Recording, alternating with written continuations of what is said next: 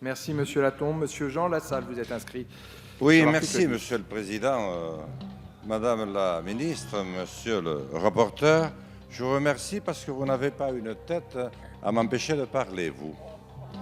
Alors, je voulais vous remercier déjà à l'avance. Et bon, là, nous sommes déjà à l'article 10, donc l'affaire avance.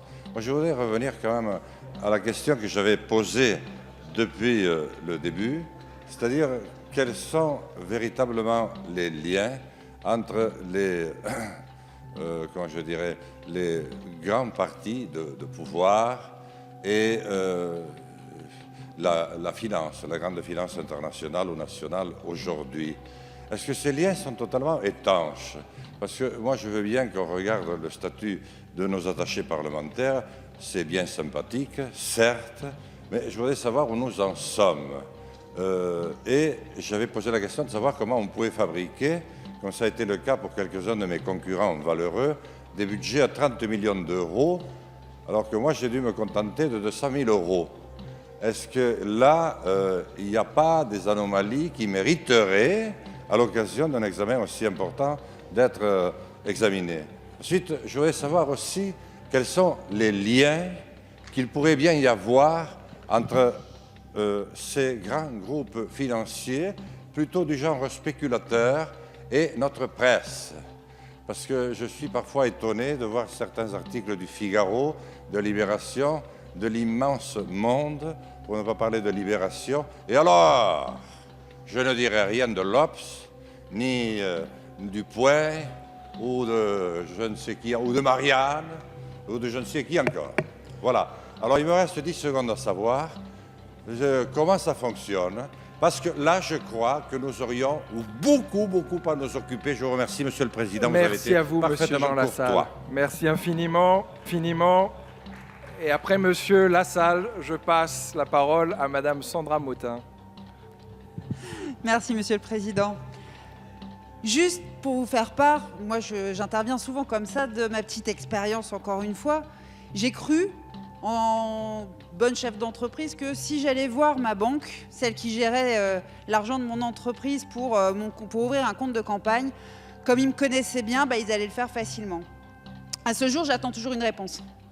Je ne l'ai jamais eue. Donc du coup, ce médiateur qui permettrait effectivement à tous ceux qui, comme nous, se sont engagés en politique sans avoir effectivement forcément les fonds, et certainement pas de grandes entreprises ou de grands groupes de presse. J'aurais bien aimé, mais ça m'aurait aidé, mais non. Imaginez un monde où les liens entre pouvoir, finance et presse restent secrets. Un monde où certaines voix politiques sont étouffées simplement parce qu'elles ne sont pas soutenues par des géants financiers.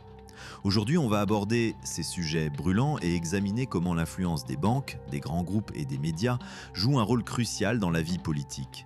Restez avec nous pour découvrir l'envers du décor et ce qu'il faudrait changer pour un avenir politique plus juste et démocratique.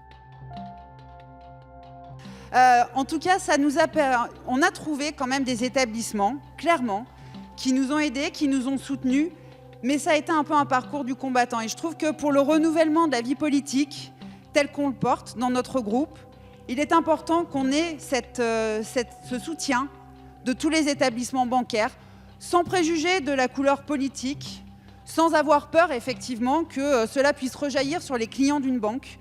Ça devrait être l'expression même de la démocratie. Et donc je soutiens effectivement cette proposition.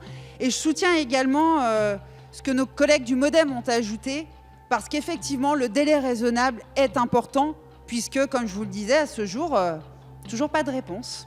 La campagne est terminée depuis quelque temps, je crois. Merci.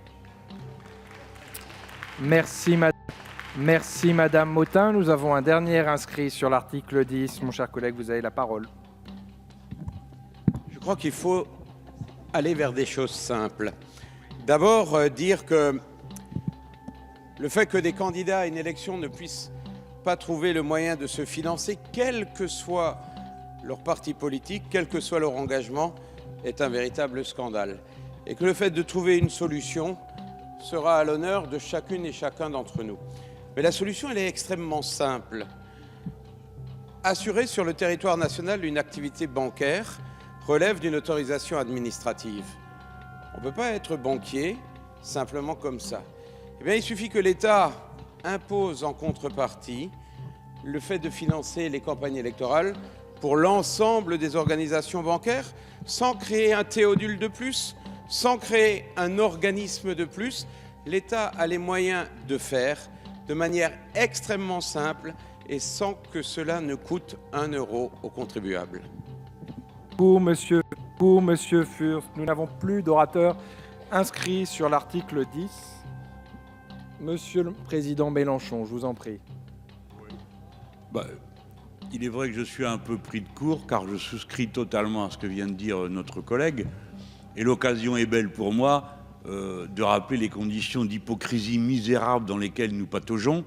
Nous allons d'une banque à l'autre, qui, soit parce que notre tête ne leur revient pas, soit parce qu'ils ne croient pas à ce que nous faisons, décident de ne pas nous prêter d'argent, parfois décident de nous en prêter puis changent d'avis en cours de route, et pour finir nous accordent des prêts extrêmement importants, mais qui sont évidemment conditionnés à la présence d'une assurance, laquelle ne nous répond qu'après le résultat des élections. Voilà, c'est ça que nous vivons. C'est insupportable et nous n'avons pas à mendier des banques, elles veulent bien participer à une démocratie dont elles profitent assez largement et même trop largement à mon goût. Par conséquent, notre collègue a parfaitement raison de dire qu'il suffirait d'un amendement, d'un mot, d'un sous-amendement pour que les banques soient contraintes de nous répondre et surtout de nous prêter, car de leur réponse peu nous chaud, ce qui nous compte, c'est l'argent. Merci, Monsieur le Président. Pour conclure cette discussion, il est évident que les difficultés financières rencontrées par les candidats politiques, quel que soit leur parti ou leur engagement, ne sont pas une simple gêne, mais un véritable scandale. Le fait qu'il soit si difficile d'obtenir des fonds pour une campagne, surtout lorsque certains candidats se retrouvent à se débrouiller seuls, sans le soutien des grandes banques ou des groupes médiatiques, est un affront à la démocratie. La solution est simple, un système bancaire national qui garantisse un accès égal pour toutes les campagnes politiques sans préjugés. C'est une étape cruciale pour un avenir politique plus juste. Merci d'avoir été avec moi et continuons à lutter pour une démocratie où chaque voix, peu importe sa puissance financière, soit entendue.